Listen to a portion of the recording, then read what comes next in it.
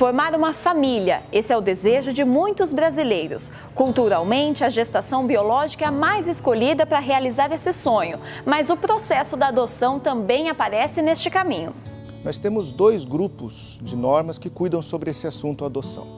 Um deles, o mais importante, o mais relevante para o tema, é o próprio Estatuto da Criança e do Adolescente, que vai cuidar da adoção dos recém-nascidos até os 18 anos. Um segundo grupo de normas, ele é extremamente reduzido hoje, praticamente são 2 artigos, que está inserido no Código Civil, que são artigos referentes à adoção de maiores de 18 anos. Mas mesmo neste grupo, dos maiores de 18 anos, existe a menção de que se aplica a regra do Estatuto da Criança e do Adolescente para esse mesmo grupo. Então, de fato, na realidade, nós temos uma lei que cuida desse assunto, que é a lei do ECA, chamado de ECA, o Estatuto da Criança e do Adolescente.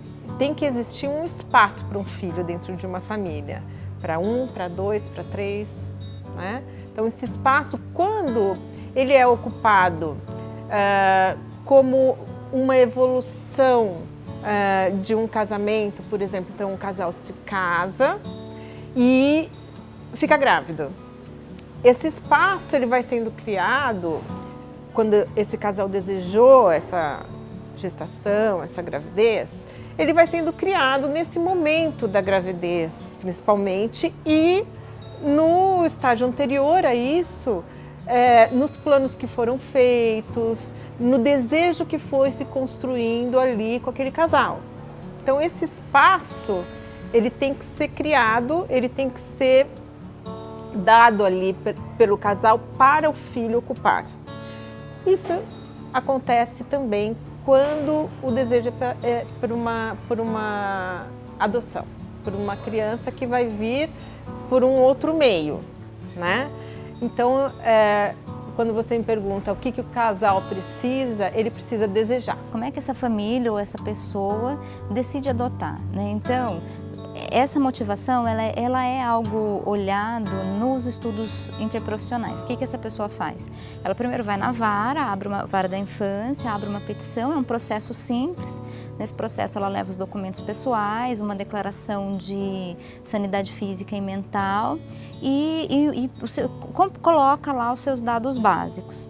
A partir daí, ela começa um processo de habilitação para adoção. Nesse processo, ela vai ser chamada pela equipe técnica da vara da infância, né, o setor técnico, que é composto por assistente social e psicólogo.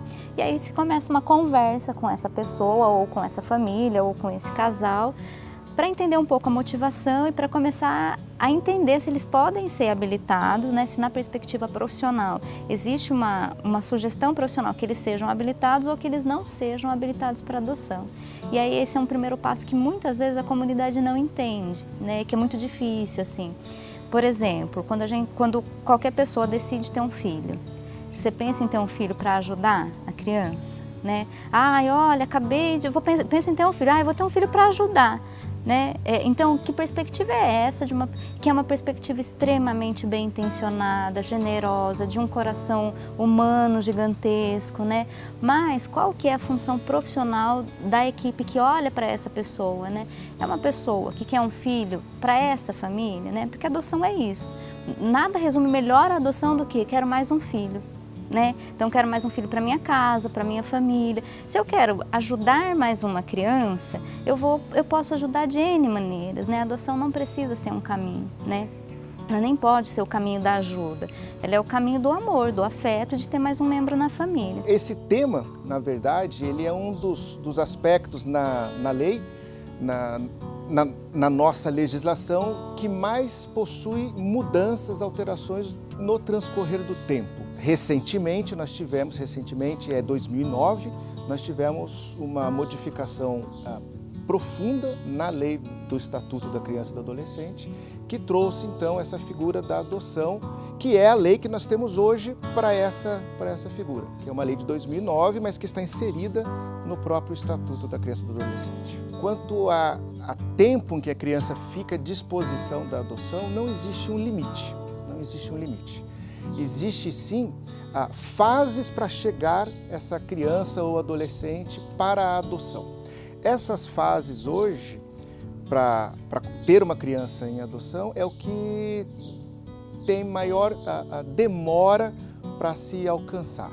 Por quê? Por uma criança ir em adoção, num primeiro momento deve-se desconstituir, ou melhor, destituir o poder familiar, que é a responsabilidade que os pais, que a mãe tem frente à criança, a mãe biológica. Superada essa figura e uma criança colocada à adoção, a própria lei, em razão dessa alteração de 2009, ela tem por primazia que esse menor ele ainda seja mantido no grupo familiar, agora de uma forma ampliada. Leia-se, os parentes próximos, ainda com vínculo consanguíneo com este menor, eles ainda têm prevalência, têm preferência para a adoção dessa criança. Superado, então, a destituição do poder familiar, a inexistência de parentes próximos, a tal da família estendida ou ampliada, aí sim essa criança ou esse adolescente pode ser levado para outros pretendentes que estão regularmente cadastrados nessa intenção de adotar. Qualquer criança precisa de uma família, né? Ou seja, de pessoas que cuidem dela, que façam o papel, né, de uma família, para que ela possa se estruturar o seu psiquismo. Eu preciso entender, né, que lugar eu ocupo. E o primeiro lugar que a gente entende que ocupa é o lugar dentro de uma família, né? Então, tendo isso em vista, essa criança que vai se desenvolver, né, com 1 ano, 2 anos, 3 anos, 6 anos, 8 anos, sem esse espaço caracterizado, então, que eu entenda quem eu sou em relação ao outro, porque eu só vou entender quem eu sou olhando para os outros, né? Não é sozinho. Então, a família, ela muito facilmente faz funcionar esse mecanismo. Mas, às vezes, isso pode funcionar também num abrigo.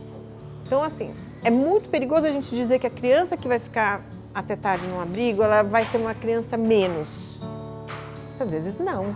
Muitas vezes, ela consegue entender quem ela é dentro daquele espaço, colocar pessoas significativas na vida dela e se estruturar a partir dessas pessoas, tá certo? Então, esse é um ponto muito importante. A criança, ela não vai ser menos. Claro que ela vai precisar de uma família e seria importante que ela pudesse ter essa família o mais rápido possível, porque isso seria muito melhor para ela. Por que a discrepância? Porque tem família, um monte de família querendo adotar, um número considerável de crianças disponíveis para adotar e essa conta não fecha, né? Na maioria das vezes, porque o perfil desejado dos pretendentes é um perfil que não é aquele que está nos abrigos, né? O que a gente tem nos abrigos? Via de regra, crianças com mais de 6 anos, né? Elas podem até chegar um pouco mais novas, aquele casal que abre, né? O pretendente que abre um pouco mais a sua planilha, ele vai falar uns 6 anos, 6 anos e meio. Muito na fantasia de que criança maior de 6 anos não é mais tão criança, né?